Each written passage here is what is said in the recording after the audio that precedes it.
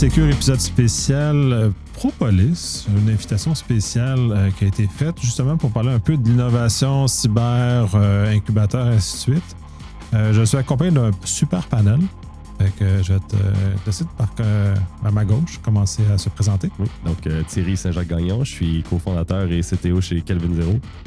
C'est une startup basée à Montréal. On est en authentification, cryptographie appliquée. On fait une solution de sans mot de passe. Mon background, en fait, je suis dans le monde de la cybersécurité au départ avec le gouvernement fédéral, dans différentes organisations là-bas qui œuvrent dans ce domaine-là. Donc, j'ai fait un peu carrière là-bas jusqu'à temps que je me suis lancé dans l'aventure de la startup. Puis fondé Kelvin Zero avec mon partenaire Philippe. En Kelvin Zero 2018, on a commencé à travailler un peu sur l'idée un peu avant ça. Donc, mon background a tout le temps été en tant que développeur. Ensuite, peut-être un peu plus vers l'architecture. Puis, après en startup, je dirais j'ai fait un peu de tout, comme toute startup. Oui, Nora Cupens, je suis professeure titulaire à Polytechnique Montréal dans le département génie informatique et génie logiciel. Mon expertise est la cybersécurité. Ça fait un moment que je fais de la cybersécurité. J'avais commencé avec... mon expertise venait du génie logiciel. On essayait de faire en sorte que les programmes qu'on développe sont propres, complets, qu'ils rendent le service. Et c'est comme ça que petitement, je suis arrivée à la cybersécurité en passant par les protocoles cryptographiques. C'est mon premier voyage à travers la sécurité et non pas la cybersécurité. La sécurité, après, c'est devenu la cybersécurité. J'aime bien aller dans les problèmes niches auxquels personne ne s'intéresse. Là, notamment, j'ai une chaire sur la cybersécurité de la chaîne d'approvisionnement et le transport maritime. Donc, c'est un peu un orphelin, ce domaine-là, ce secteur en termes de cybersécurité. Oui, bonjour, mon nom c'est Bérénice Alanis. Je suis responsable du programme en cybersécurité, d'accompagnement entrepreneurial en cybersécurité chez Propolis, qui est l'incubateur des startups technologies qui est basé à Polytechnique Montréal. Et j'ai eu 6 ans d'expérience dans l'écosystème d'innovation et l'accompagnement des startups. Et j'ai déjà fait d'autres incubateurs et accélérateurs, mais là, ça fait 1 an que je suis chez Propolis. Et ce qu'on fait, c'est on a des programmes pour que les startups puissent valider leur idée pour voir vraiment s'il y a un problème à résoudre et vraiment les aider à structurer et correctement leur projet, mettre les bases sur le modèle d'affaires, vraiment tout ça, leur stratégie et leur permettre d'aller vers la commercialisation. Voilà, merci. Oui, bonjour, je m'appelle Frédéric Cupens, je suis professeur à Polytechnique Montréal en cybersécurité. Je m'occupe au niveau recherche d'une chaire qui s'appelle JEDI sur la menace interne. Donc, c'est un peu différent des problématiques habituelles qui traitent beaucoup des attaques, des cyberattaques externes. On est vraiment sur la problématique interne de l'entreprise parce qu'il y a beaucoup de menaces aussi qui viennent de là. En termes de formation, j'ai une formation d'ingénieur, donc j'ai fait moins de génie logiciel que Nora, j'ai plutôt de l'intelligence artificielle. Nombreuses années, donc cette fois encore l'IA générative à l'époque, mais bon, quand même une formation là-dessus. Et autrement, je suis directeur d'un institut qui s'appelle IMC2, Institut multidisciplinaire en cybersécurité et cyberrésilience. Donc, qui est une initiative avec plusieurs partenaires universitaires. Donc, il y a Polytechnique Montréal, il y a HEC Montréal, il y a l'Université de Montréal. Et puis, récemment, il y a l'Université de Québec en Outaouais qui a rejoint l'Institut. Donc, on a fêté ça lundi. C'était tout récent. Voilà. C'est chouette. Premier bloc de discussion qu'on va entamer, c'est est-ce que l'innovation en cybersécurité, est-ce que c'est encore possible? Parce qu'on est dans un moment où il y a une certaine forme de maturité. De mon point de vue, j'en vois plus tant que ça de la vraie innovation. J'aimerais savoir votre regard là-dessus, comment vous le vivez. Justement, startup, tu as trouvé un problème à régler. Donc, comment l'innovation s'exprime comme ça, sans qu'on répète les vieux affaires de firewall ou IDS qu'on avait dans les années lointaines. Mais je pense que l'innovation dans n'importe quel domaine, dans cybersécurité comme dans d'autres, est toujours moins présente que l'itération de ce qui existe. Je pense que c'est typiquement un peu plus facile d'itérer sur quelque chose qu'on connaît que de vraiment innover sur quelque chose qu'on ne connaît pas encore. Donc, ça explique peut-être un peu pourquoi On a l'impression de souvent revenir avec les mêmes vieilles habitudes ou approches. C'est parce que on regarde nos vieilles approches, on se dit OK, comment est-ce que je peux améliorer ce que j'ai aujourd'hui? On part de là, puis on fait une petite modification pour le rendre un peu meilleur. Je pense que du point de vue de l'innovation, ce qu'il faut faire, c'est qu'il faut changer un peu les paradigmes. Il faut essayer de dire oublier, c'est peut-être pas le bon mot, mais disons, laissons faire ce qu'on connaît aujourd'hui, puis réanalysons la situation existante pour savoir si on est capable d'avoir une approche qui serait meilleure, indépendamment de ce qui existe aujourd'hui ou non. Puis ensuite de l'exécuter faire en sorte que ça devienne une possibilité si on est capable de le faire. Donc, je pense qu'il y a définitivement encore sa place. Mon point de vue en entreprise, oui, c'est ce qu'on fait. Je pense que les gens deviennent de plus en plus familiers avec tout ce qui est FIDO2, tout ce qui est sans mot de passe de nos jours, les passkeys, etc. Mais malgré ça, il y a quand même une genre de confusion, je pense même intentionnelle de certains acteurs du milieu technologique là, de ce côté-là pour essayer de faire disons, aller au marché avec les passkeys et l'aspect sans mot de passe, mais deux aussi pour peut-être se donner la facilité de justement la distribution du marché sans avoir à faire les complexités nécessaires pour aller à l'étape d'au-dessus. Mais nous, on est dans ce milieu-là depuis pratiquement 8 ans. Puis à l'époque, ça n'existait pas. Personne ne parlait de ça. Puis moi, c'est une problématique que j'ai vue de mon temps au gouvernement, spécialement quand j'étais au Centre canadien de réponse aux incidents cybernétiques. La majorité des incidents venaient d'une compromission justificative de mots de passe en général. Puis je me suis dit, c'est un peu ce qu'il faut régler. Par contre, la difficulté que j'avais, c'est qu'au gouvernement, je ne peux pas aller changer la politique de GIA des différentes entreprises au pays en tant que le gouvernement GIA. On n'a pas le droit de le faire. C'est difficile de créer un outil qui va permettre à ces organisations de le faire facilement, qui pourrait être gratuit, mais comment est-ce qu'on crée ça en tant que gouvernement? Dire, OK, vous devez faire ces changements-là, par exemple. On peut le suggérer, mais c'est toujours juste une suggestion. Donc, c'est un peu la raison pourquoi je suis allé du côté privé puis que je me suis lancé dans le domaine. C'était pour aller innover de ce côté-là puis avoir un peu plus de pouvoir sur qu'est-ce qui peut être fait pour changer un peu la donne. Puis depuis ce temps-là, on continue à travailler. Je travaille avec l'équipe. Vous avez des étudiants qui font des thèses autant maîtrise que doctorat chez nous. Je ne vais pas voler rien de vos sujets, mais on y croit et on essaie toujours d'y aller. Puis je pense que c'est une question vraiment de mentalité, de dire OK, qu'est-ce qui est vraiment innovant? Qu'est-ce que je peux faire qui est complètement différent et qui serait meilleur que ce qui existe, qui serait ou dans tous les cas égal ou meilleur que ce qui existe aujourd'hui? Intéressant, justement, tu mentionnais le volet académique qui est souvent perçu comme être un autre berceau de l'innovation. J'aimerais vous entendre aussi également sur ce côté-là. Peut-être on va revenir sur ce qu'on disait sur est-ce que l'innovation en cybersécurité est encore possible? Je pense que non seulement elle est possible, mais elle est absolument nécessaire aujourd'hui. Par rapport à ce qu'on a dit là, il y a une première rupture très très forte pour la cybersécurité qui était l'arrivée d'Internet. Ça a été vraiment une révolution pour la cybersécurité. C'est là qu'on a commencé à faire des firewalls, des systèmes de détection d'intrusion. Et quelque part, aujourd'hui, on vit un peu sur ce genre de technologie. Mais là, il y a une nouvelle rupture qui arrive, qui est liée à générative, qui est vraiment une révolution.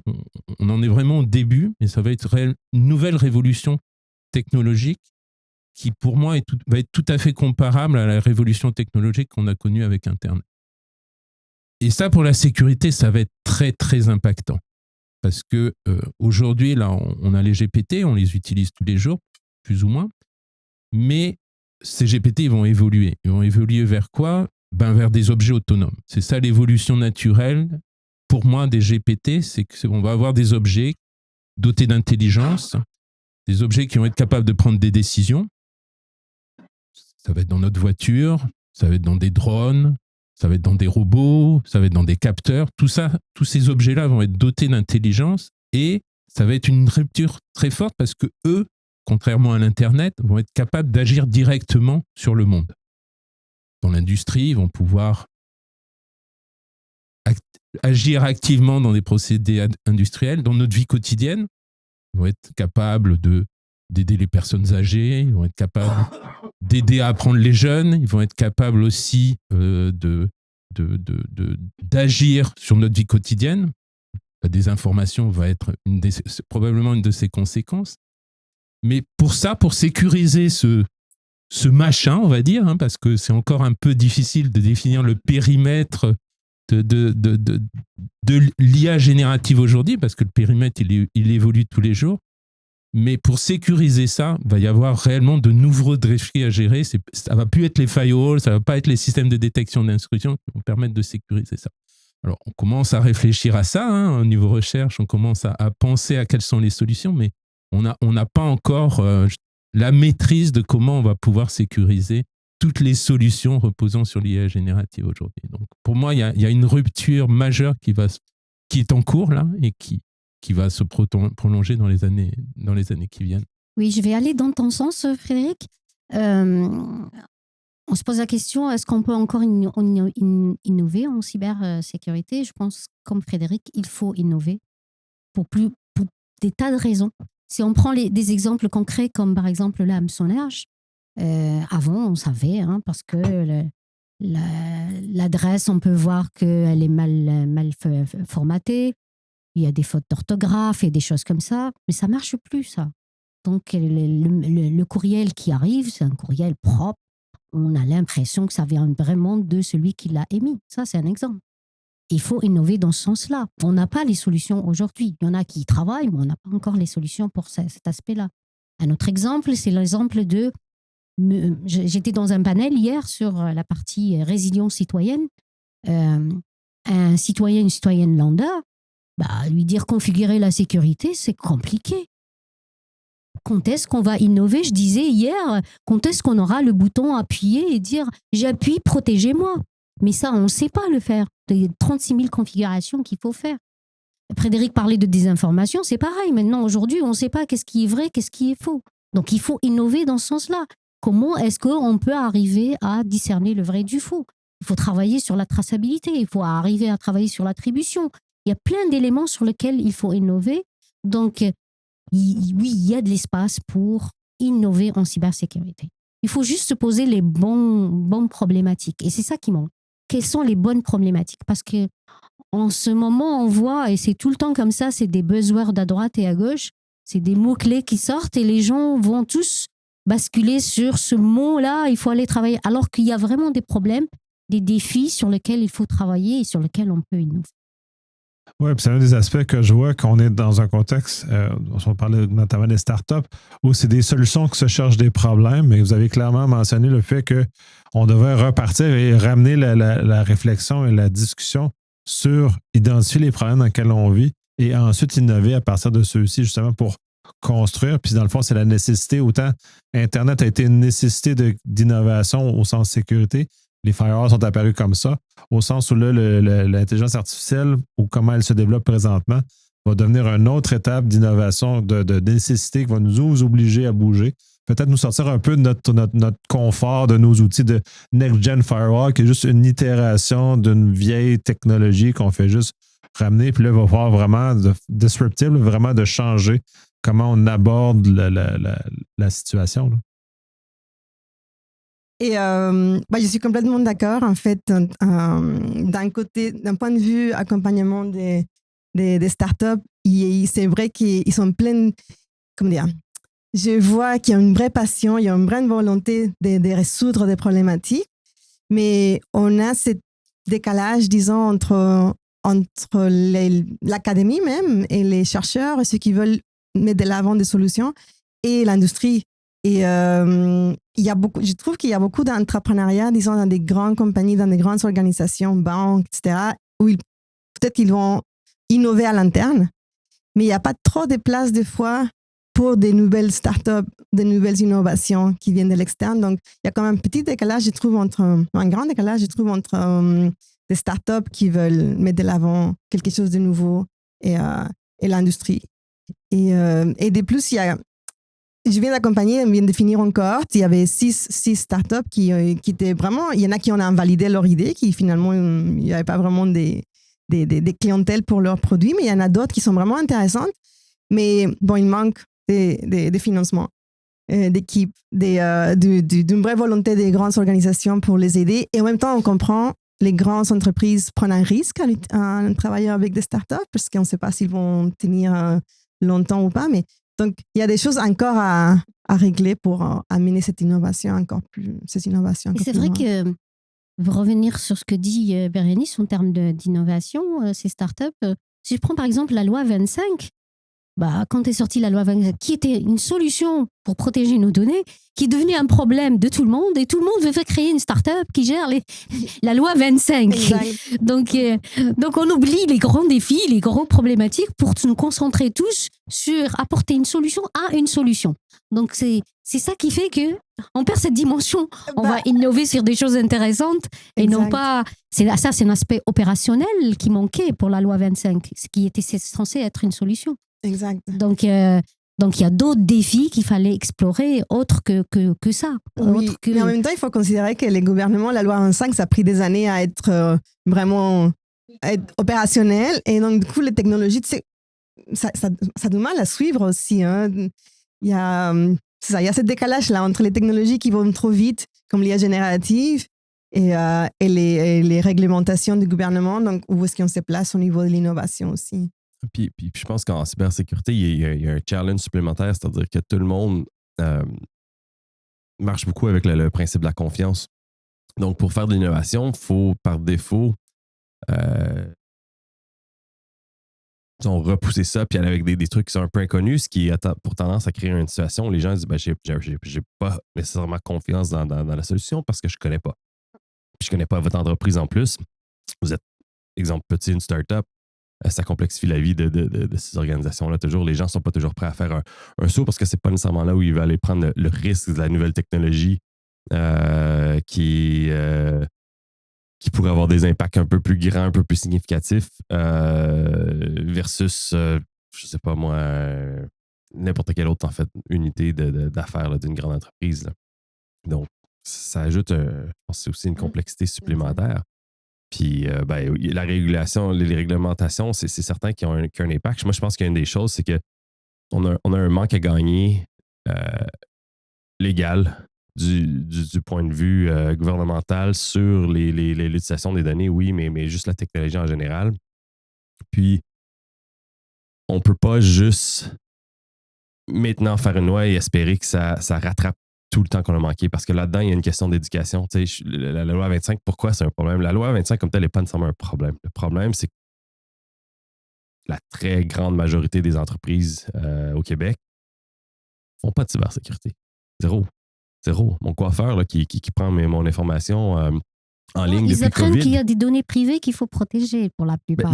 Puis ils comprennent, puis aucun d'eux sont malicieux nécessairement. Je sais pas, c'est pas un mauvais intérêt, mais ces gens-là ont de la difficulté à faire des affaires puis à survivre en tant qu'entrepreneurs eux-mêmes. Exactement. La cybersécurité est loin dans leurs priorités, malheureusement.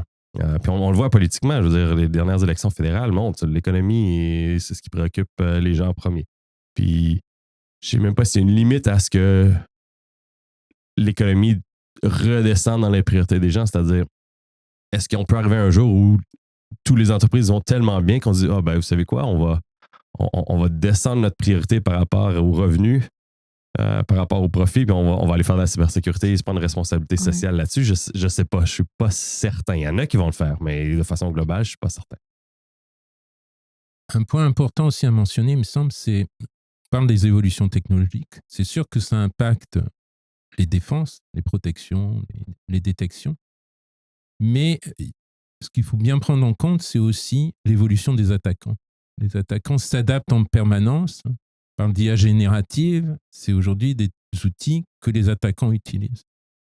Je vais prendre un petit exemple simple là, dont j'ai entendu parler lundi. Là, c'était de la fraude sur Marketplace pour montrer un peu l'évolution des modèles.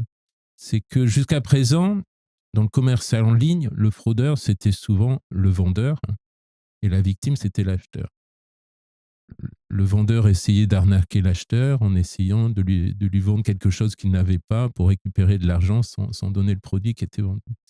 Et puis là, récemment, le modèle est inversé. Le fraudeur, c'est l'acheteur et la victime, c'est le vendeur. Pourquoi c'est possible? Parce qu'au bout du compte, l'acheteur grâce justement avec des outils d'IA générative, arrive à simuler un acheteur réel et au bout du compte à convaincre le vendeur qu'il faut qu'il accepte une transaction et par le biais de cette transaction, le vendeur va donner des informations liées à son compte et à partir de là, l'acheteur va pouvoir attaquer le vendeur. On n'est pas tous comme ça, Frédéric, en tant qu'acheteur. Mais c'est vrai que c'est un bon exemple. Tous les acheteurs ne sont pas comme ça, mais justement, les fraudeurs aujourd'hui utilisent ce genre de modèle d'IA générative pour simuler des acheteurs pour effectivement, au bout du compte, arnaquer le vendeur. C'est pour montrer un peu le changement de modèle qu'au bout du compte, l'attaquant arrive à adapter des modèles et à faire en sorte que là où c'était le vendeur qui était l'arnaqueur, maintenant c'est l'acheteur. Donc, c'est quand même des choses très, très préoccupantes parce que, quelque part, on essaye plutôt de protéger aujourd'hui l'acheteur dans les modèles de commerce en ligne. Et maintenant, il va falloir autant protéger le vendeur que l'acheteur. Je ne suis pas sûr que les modèles de commerce en ligne soient adaptés pour ça. Donc, il faut adapter en permanence les défenses pour qu'effectivement, en fonction des attaques, on soit capable de s'adapter. Mais... C'est là que je pense qu'au niveau cybercriminalité ou fraude, les deux sont très près l'un de l'autre de nos jours, là, mais si on regarde, ce modèle d'affaires-là existe quand même depuis longtemps dans le monde criminel. C'était le typique du revendeur de drogue qui ne voulait pas se pointer avec tout son stock parce que qu'est-ce qui arrive s'il se fait voler par l'acheteur? Même chose pour tout échange, dans les fameux films, les rançons et autres là, qui donnent je donne l'enfant ou je donne l'argent en premier ou comment ça fonctionne. C'est un problème de confiance. Ça revient un peu à ce que je mentionnais tout à l'heure, c'est la même chose pour l'innovation, c'est un problème de confiance tout simplement.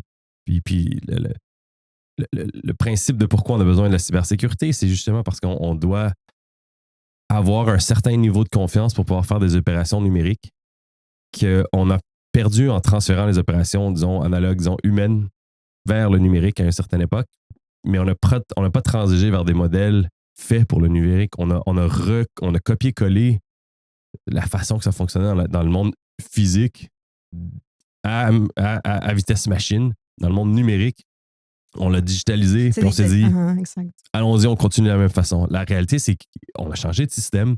Il aurait peut-être fallu penser le système. C'est pour ça qu'on voit des cadres de travail là, comme le sans confiance en général qui veut tendre à repenser comment on le fait. Il y a tout un aspect marketing là-dessus, mais je pense qu'il y a quand même des points importants à aller chercher puis à se dire peut-être qu'il faudrait être en mesure d'opérer sans avoir besoin de la confiance pour que ça puisse fonctionner. Comme ça, chaque partie est plus sécuritaire, peut se sauver de situations comme on parle ici avec, par exemple, la faute d'un acheteur vers un vendeur plutôt que juste le vendeur. C'est quelque chose qui est important. Mais ce qu'on oublie des fois, c'est que toute cette automatisation, digitalisation, innovation, il y a des humains derrière, donc il y a aussi l'aspect humain qu'il faut tenir en compte. Donc l'innovation, à mon avis, il manque de ça aussi. Est-ce qu'on est en train de vraiment de régler des choses où tout le monde va adhérer? C'est vraiment les gens dans les organisations, etc. Parce qu'il y a une résistance des fois à certaines innovations parce que si les gens ne l'utilisent pas, ça ne sert à rien. C'est intéressant ce point-là parce que tu fais mentionner Zero Trust. Zero Trust existe depuis 2007. Oui. Puis on est en 2025. Exact. Puis à part le push marketing qu'on a eu dans les dernières années, il n'y a pas réellement d'éléments. Puis ça, on parle c'est une réelle innovation au niveau de la réflexion. Et elle n'a pas percolé nulle part, autre que dans les équipes marketing quand ils ont commencé à manquer d'idées. Donc, comment on peut prendre une innovation comme ça, puis puis pas la faire mourir, la laisser grandir, puis la laisser ça, puis en ce sens. Puis encore là, c'est en ce sens une vieille idée, mais qui est pas encore atterrie dans notre réel. C'est vrai que c'est resté un paradigme, ça, zéro confiance. Là. Moi, je travaille avec un partenaire là, sur la confiance dans la 5G. On n'oublie pas la confiance. Donc, et on n'essaye pas d'avoir une confiance complète. Donc, on essaye de l'évaluer. Donc, quelles sont les métriques à définir pour pouvoir dire quel est le niveau de confiance que j'attribue à telle ou telle entité. Et à ce moment-là, quand j'ai ces métriques-là, je sais comment travailler avec elle. C'est pas que je coupe, je dis je travaille pas avec, mais je travaille de cette façon-là. Donc la confiance, elle est là. C'est pas zéro confiance. Il faut un niveau de confiance. Et à partir de cela, on va pouvoir échanger et travailler ensemble. Je pense que c'est ça l'approche. Au lieu de dire zéro confiance, donc on fait confiance à rien du tout. Donc il faut un minimum pour pouvoir continuer quand même à échanger dans un cadre bien défini et des périmètres bien définis. Mais je pense que le zéro confiance, c'est deux trucs. C'est zéro confiance jusqu'à vérification. Donc, c'est zéro confiance par défaut, puis ensuite, on accepte ou non de le faire, basé justement sur des paramètres qu'on a définis qui sont acceptables. Mais il y a un aspect qui est important ici. Comme mentionné, c'est un changement de paradigme d'une part et qui est beaucoup plus marketing de nos jours que réel, disons. Ça tend vers une possibilité de changement du paradigme comme pour devenir le paradigme futur, mais je pense que puis la question qui était de comment faire pour que ça se réalise, j'ai pas la réponse. Si j'avais la réponse, j'aurais un succès commercial incroyable. L'innovation! Au-delà de l'innovation, j'aurais un succès commercial que personne d'autre a réussi à atteindre sa planète en ce moment. Donc, je prétends pas connaître la solution, mais je pense qu'un des éléments, c'est qu'il faut justement repenser ces trucs-là. Par contre, on disait justement en 2007, au niveau autant en l'enseignement académique, à les différents niveaux, on ne montre pas ce paradigme-là aux gens, même encore aujourd'hui, ou très peu. On en parle, là, c'est un chapitre peut-être dans un cours, mais sur vraiment les principes de design nécessaires pour pouvoir le faire, il faudrait que ce soit beaucoup plus que ça pour qu'on se rende à ce que ça devienne concret. Alors, ça, c'est une remarque que je fais pour pas mal de paradigmes qui sont porteurs d'innovation potentiellement, mais au bout du compte, et c'est notre point de vue de chercheur qui est mis à mal, on va dire, c'est qu'une fois qu'ils sont repris par l'industrie, au bout du compte, ces nouveaux paradigmes sont plus utilisés comme argument marketing que réellement porteurs de nouvelles technologies. Donc on peut penser au Zero Trust, c'est le cas. Cyber-résilience, c'est aussi le cas. Cyber-résilience, au bout du compte, c'est un nouveau paradigme parce que ça part du constat que tout ce qu'on fait au niveau protection, au niveau détection, ça ne suffit pas et qu'au bout du compte, il y a des attaques qui vont passer au travers, qui vont réussir et la protection est contournée, la détection, on n'a pas su détecter et au bout du compte, on a une attaque qui réussit, qui va impacter le système. Et c'est ça la cyber-résilience, c'est comment concevoir le système de manière à ce qu'il soit capable de résister à une attaque qui réussit. Sans passer par la phase gestion de crise. Sans passer par la phase de gestion de crise, sans passer par une phase où effectivement le système n'est plus disponible et donc effectivement être capable réellement de résister. Et là, aujourd'hui, les solutions, on ne les a pas. On ne les a pas, ces genres de solutions, alors que la plupart des industries disent « moi, j'ai la solution miracle de cyber-résilience ». Au bout du compte, qu'est-ce qu'on vend ? On vend de la protection et de la détection. Ne nous fâche pas avec nos partenaires industriels, Frédéric. Je critique pas. Il faut vendre quelque part, donc forcément. ça revient un peu à ce que je disais tout à l'heure. La même chose pour les PME, les grandes entreprises font la même chose. Ils vont prioriser le côté économique, le côté financier, au-delà du côté, disons, développement technologique. Il y a quelques exceptions puis souvent, ça devient des grands pionniers d'un domaine dans historiquement, c'était la même chose dans plusieurs choses, mais dans plusieurs domaines, mais généralement, les gens vont prendre le côté marketing en premier pour aller faire la vente, puis après, ils ont déjà atteint leur objectif, c'était de vendre. J'ai pas besoin de faire un effort supplémentaire. Pourquoi avoir des coûts supplémentaires si j'ai déjà vendu? Donc, c'est un peu la problématique, selon moi, d'avoir l'innovation. Puis, on parle de cyber-résilience, mais la cyber-résilience, techniquement, est un élément spécifique du cadre de zéro confiance. C'était dans les principes de zéro confiance au départ, de dire, on ne fait pas confiance, on ne veut plus avoir aucun système qui va permettre des actions parce qu'on a confiance, que ce soit une authentification à une ressource, une entité quelconque qui se connecte ou qui fait une action sur une ressource. Même les ressources, on ne leur fait pas confiance en théorie. Mais on a aussi une façon de découper puis de segmenter ce qu'on a en place qui permet une certaine résilience lorsque ça va arriver. C'est le principe du confinement. Du confinement, au moins une segmentation, sans que ce soit nécessairement confiné, mais au moins une possibilité de dire on limite les dégâts lorsque ça arrive pour pas qu'on soit justement en situation de crise et qu'on puisse quand même continuer d'opérer sur tout le reste, pas paralyser un système entier. Ceci complète le premier bloc. La suite de la conversation dans le deuxième bloc la semaine prochaine.